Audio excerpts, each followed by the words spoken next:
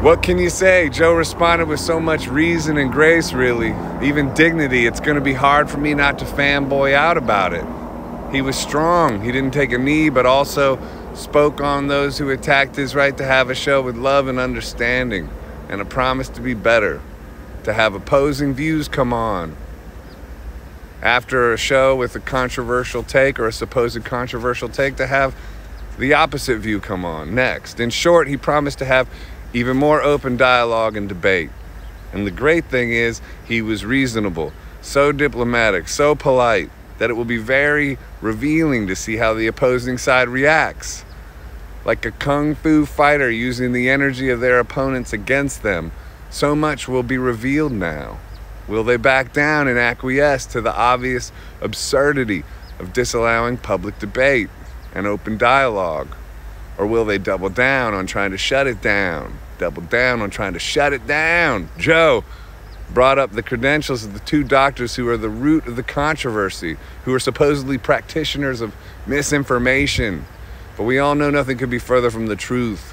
One of them has several patents on the vaccine itself and is at least partially responsible for its invention, and the other is a cardiologist who has written more published papers on all this than any other, and it's not even close. And yet they are who Neil Young and now a bunch of other old musicians and silly rock stars are calling misinformation agents, who are supposedly murderously dangerous. It's totally ridiculous on every level, and Joe handled it with so much warm grace and reasonable energy that in effect he is holding a pristine mirror up to the situation. And whose face will appear in the mirror? Will it be Dr. Jekyll? Will it be Mr. Hyde? That's the question. I think I know the answer, but it's just a guess. Because if any of this was reasonable, even slightly reasonable, the only response there really could be is backing down, even thanking Joe for the nature of his response. It would be in order. It would be polite, would be gentlemanly and reasonable. But because none of this has been reasonable at all, I don't think that will be the response.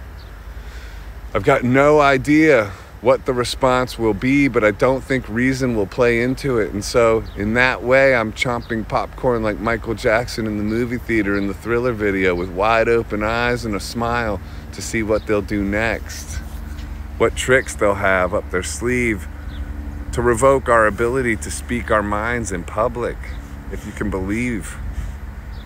At the end of his video, Joe told a story of how he used to work security at an outdoor concert venue. This part's crazy, actually, because the foreshadowing is nuts. The type where the patrons are in the back on a giant lawn. We used to have a Blossom Music Center in Ohio. It was just like this. He said his last day was a Neil Young concert. And how incredible is that?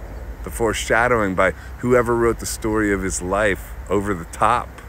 He said when Neil was playing, there was fires in the yard, on the lawn, and when they tried to put them out, the crowd went crazy. So Joe put on a hoodie and got out of there singing, "Keep on rocking in a free world," on his way home.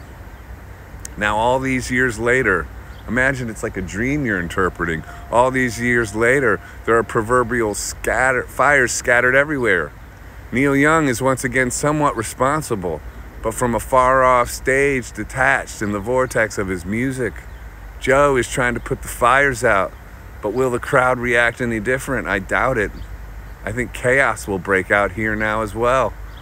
It's all been foretold, obviously. Hopefully Joe doesn't put on a hoodie and split. None of this is vaguely reasonable, so why would it suddenly get that way? We'll see. Keep on rocking in a free world.